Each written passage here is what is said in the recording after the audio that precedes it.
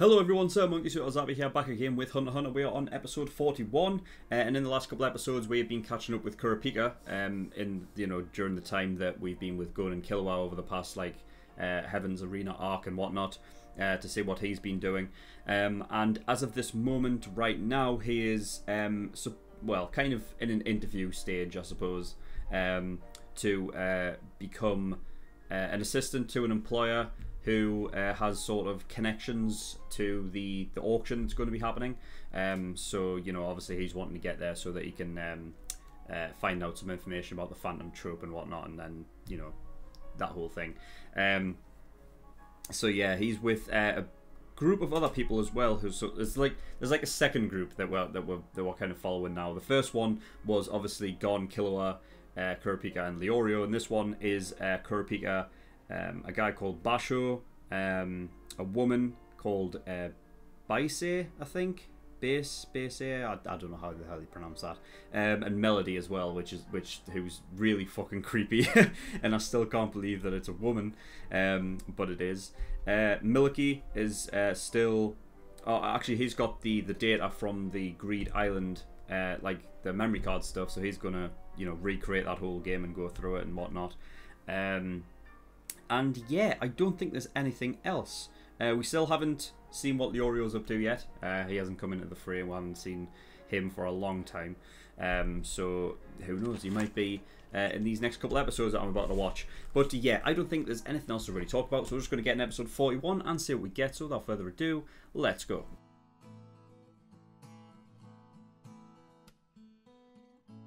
Okay, episode 41. Right, interesting.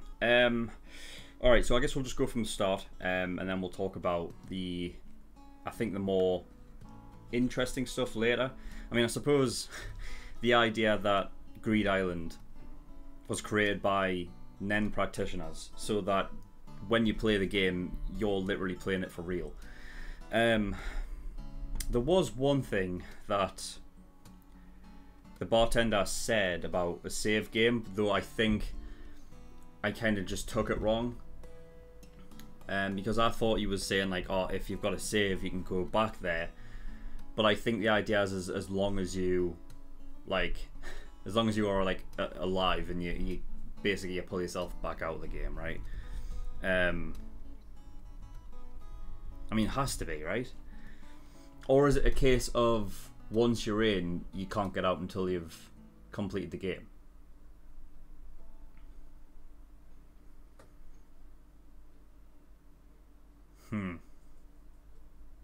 I don't know. Because I think the idea is, you're playing it for real. So if you die in there, that's it, you're dead, right? I could be wrong about that. But I don't think there was any information given there that would suggest otherwise. So that's how I'm going about it. And yeah, also, I'm thinking maybe Jing is possibly inside of it still. That kind of fits with my theory that I had a few episodes ago, where I was basically under the impression that Jing might have been trapped in some alternate universe type shit, whilst looking for Gon's mother. That was one of the theories that I had, which is obviously the reason why no one's, or seemingly no one's seen him, or there is a lot of information that you can't get access to or whatever regarding him and stuff. So it's kind of like that, I suppose. That is, if he is trapped within there, or maybe not even trapped, but he's just inside of there, then yeah, that'll be then I would consider that a win for my theory crafting there, if that is the case. But yeah, so the bartender mentioned there was 7 copies up for sale, and 8.9 billion was at least the cheapest there. I mean, I'm guessing that's what he was, that's what they were going for. Generally, when you would put up things for sale, either you would short it, so you would either set it in as if 8.9 was in, then you would put it as 8.8. So what I'm guessing is they're not all, unless whoever's selling them had 7 copies and he's just selling them all at once. Then generally I would think that 8.9 billion would be just the cheapest one. But you know, whatever. I'm guessing the whole idea of like Nen, like things that are infused with Nen, allowing you to like sort of pull yourself into certain places is exactly what happened with the bartender thing and the website that they got pulled in. I'm guessing that's what it was, and it wasn't just because, you know, Gon tried to grab the fucking the drink off the bar and he couldn't. He just went straight through it. So I'm guessing it is, and not just a visual thing for the audience, right? But yeah, so Killua had the idea of, well, actually it was Gon, wasn't it? Yeah, Gon had the idea of finding treasures and then selling them off at the auction so that he could make enough money back. And yeah, I had to think for a second, but yeah, like they were basically doing a bargain thing where they were trying to hustle and haggle for certain treasures and then hopefully sell them off at a profit at the auction. But the problem with that is that, you know, if you buy all these things and then hopefully and then try to sell them off at the auction, then if it doesn't come through and you don't have enough money, then you've only got a limited time, right? I don't know how long the auction's actually up for, you know, but yeah, I'd imagine they'd want to get enough money at the very start of the auction so that, you know, they can get it as soon as possible, as opposed to, you know, because I don't know how it works, if it's like a normal auction and that, you know, that those certain items only go up at certain times, or it's a kind of, you know, like there's just a time limit on everything, you know what I mean, like, you know, bid to this, you know, to this much, or maybe like there's a buyout clause or something. I don't know. I don't know the ins and outs of the auction, but anyway, it doesn't matter because they ended up losing 790 million because Killua wanted to, you know, do the risky fucking on the risky websites and stuff, and ended up losing 790 million. So I don't know if they just lost it by, you know, depositing money in for something that was a fake website and they're not getting anything back, or they actually did buy something that was not worth the price that apparently it was supposed to be. It was like some sort of counterfeit shit, which is great. So yeah, they've lost that. Awesome. And yeah, that's where we ended off with those two, and then we went back to Kurapika and the group that we didn't see anything from them. They just got the items and that was it. They got the items and they came back. So yeah, I mean, that's the kind of thing that, like,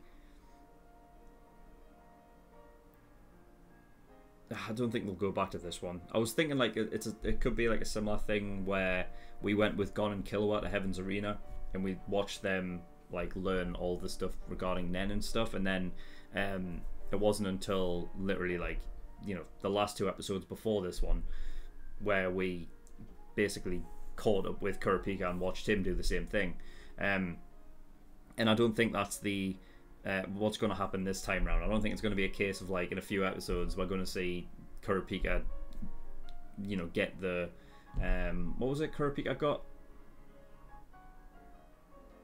It wasn't the mummy hand. Fuck. It wasn't the horned creature. It was one of them, right? Anyway, well, I don't think I'm going to get him, like, go and watch him get those, which I would have liked to have seen. I guess it just wasn't that interesting. Like, the idea was that, like, it was like, I don't know, maybe a secondary auction or something where they just went and got it and, you know, bought it. I think that might have been the case. But yeah. So yeah, we got the name of the head bodyguard guy, the Dalzaline or whatever his name is. Now, he's a bit of a weird one because he has this sort of,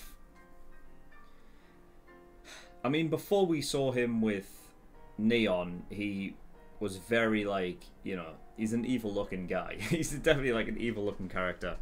But then when he was with Neon, he seemed very, maybe, you know, servant like, maybe more like brotherly kind of thing, you know what I mean? Like some, you know, that he has like maybe like a sibling relationship with Neon or whatever, like a very protective one. That's what it seemed like. But it seems to me that Dalzaline is more under the father's sort of control, so he's kind of like under the father as opposed to Neon, like, you know, like basically that's what the front is, right? That she's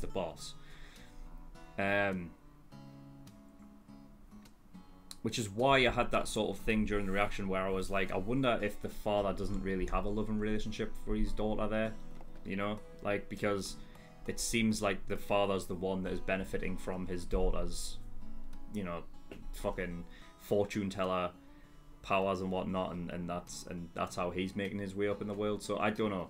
But then we saw that little sort of clip with him looking at a photo of the two, and he seemed very,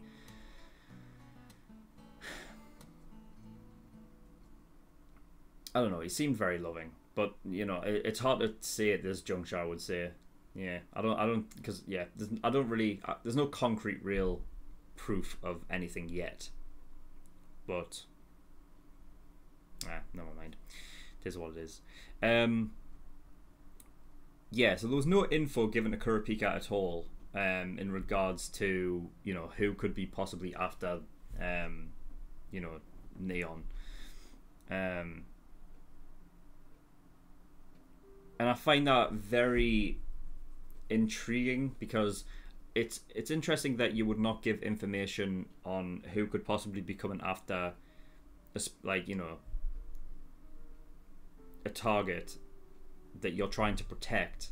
Like Kurapika said, like, there's information there depending on who's coming after that you can set up and prepare for something, but they're not getting that. So it's interesting that he's not willing to give up that kind of information, and it's sort of counterintuitive. So I don't know really how to take that other than they don't want just bodyguards prying into stuff that I guess they're not supposed to be privy to.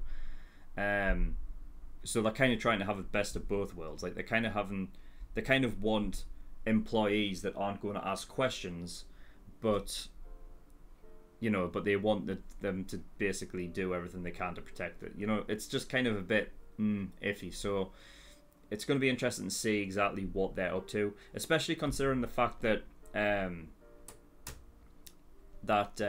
the end there, Dalzaline had said that we've gotten information that there might be an attack. Now, I'm just interested to see, like, you know, because of the fact that they're not given any information regarding who could possibly be coming after the girl, and they're getting information that there might be an attack, I wonder if there's an allegiance or some kind of relationship with whoever this employee is, so the Dalzaline guy and the father and whatever, and the Phantom trope.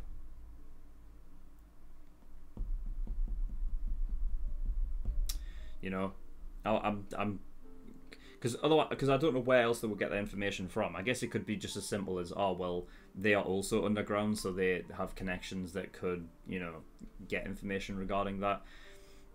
It was also going through my head as well that, like, I don't know, maybe Hisoka had something to do with it, or if there's somebody else involved, because there's the Phaeton, the guy said that there was 2 people that had changed, and that was 4 and 8. We obviously know that 4 was Hisoka, and obviously he's, you know, sort of, he kind of acts as an inside man. He's not doing it for their sake, you know, he's doing it for himself.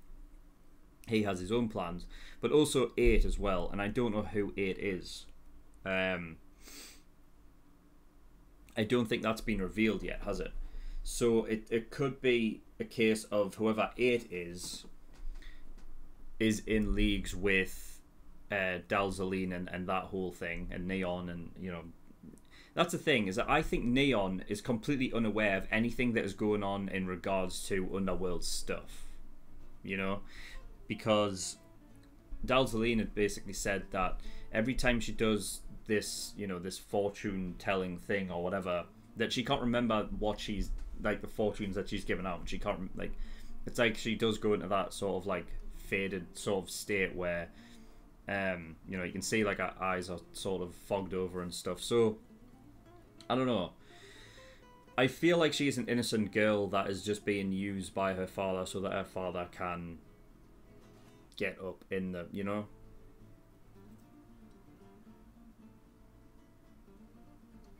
That's just the kind of feeling I get from it.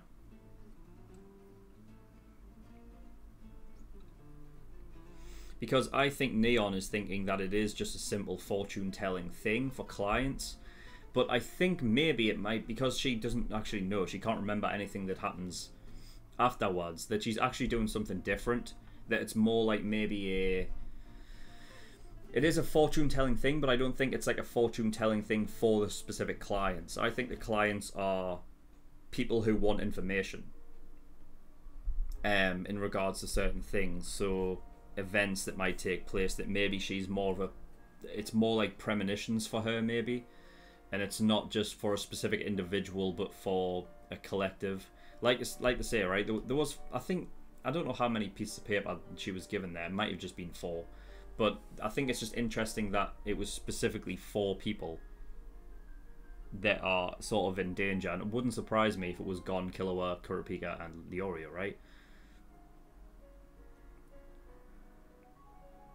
I just refuse to believe it's a simple fortune-telling thing for clients that want to know their fortunes. You know what I mean? It's got to be more than that. And I think that the father knows, and that's what he's using her on. And that gives him information that is, you know, that basically makes him valuable in the underworld, right? So that obviously puts him higher. So yeah, I don't know. I mean, there may be a case of some loving relationship with the daughter there, but at the moment the priority for him is clearly him rising in that sort of that status, right? I mean, especially just for the fact that the father, like, is bribing her with treasure and stuff. You know what I mean? Like, trying to keep her... Because there is that thing of, like, trying to protect her, keep her happy, but whilst he benefits from it all, you know? So... oh, God. It's like...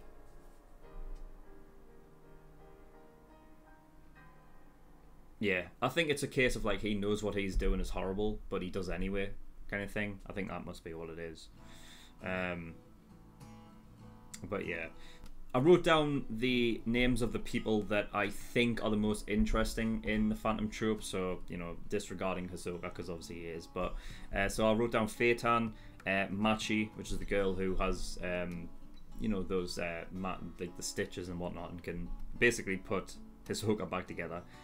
Shalnark, only because he's very vocal and very happy-go-lucky, that it's obviously a juxtaposition with obviously the case that he is so happy and so, you know, like, yeah, it's a weird juxtaposition, him being that way and obviously being a part of the Phantom Troop and being a thief, right? But maybe that's, you know, maybe that's his thing, you know what I mean? He is happy because he's, you know, he's doing what he loves kind of thing, so it's a sort of like a unsettling kind of vibe that you get from him. Pakanoda, the woman who looks like Annie from Attack on Titan if she grew older. And I put down Uvo as well, because he seems like he got a bit, like, you know, the screen time regarding stealing everything. When the chief was like, we're taking everything, Uvo was the one that, like, yeah, like, you know, getting really hyped up about having, like, about doing that, you know. So I wrote down him as well. There was another one, but I was kind of iffy on, I don't know, because it kind of just came out of nowhere. It's the one that basically has hair and just, like, was one eye peeking through, but, you know. But yeah, I believe those are the most interesting ones right now. And then whoever 8 is, because I'm sure, because once we find out who 8 is, granted, I don't forget, which I hope I don't, but, you know, whenever it's revealed, I'm going to be keeping an eye on that person, I think, because I think that might be another inside sort of an inside job kind of thing, but we'll just have to wait and see. But yeah, that's all I've got. So apparently they're saying that the auction starts tomorrow, so maybe the start of next episode, like maybe next episode we actually get the meetup, but we'll have to see. But that's all I've got for this episode. So thank you for watching. In the description below I have links to certain things. One of them is a Discord. If you want any information regarding my content, you can get yourself over there. And also Patreon as well. So I do have a Patreon. If you do want to support me, that'd be very much appreciated. There's a bunch of different tiers and rewards depending on how much you want to support me with. So there's early access, $5 a month, gives you access to shows a week early, and you get 4 episodes of Hunt x Hunt every week. And yeah, that's 2 on Monday and 2 on Friday. And also full length as well. Of course, these episodes have been full length. I've talked about these in the past, like, you know, the other episodes, the reasons why. That'll change at some point when I finally have the time. But enjoy the full length while it is. But there is a full length tier there for all the, you know, previous full length things that I've done. you know, all of the Attack on Titan full length and everything you get in there. And there's also other tiers in there that you can look at as well and have a look and see what they are. But that is all. So thank you for watching. I'll see you all next time. Bye bye.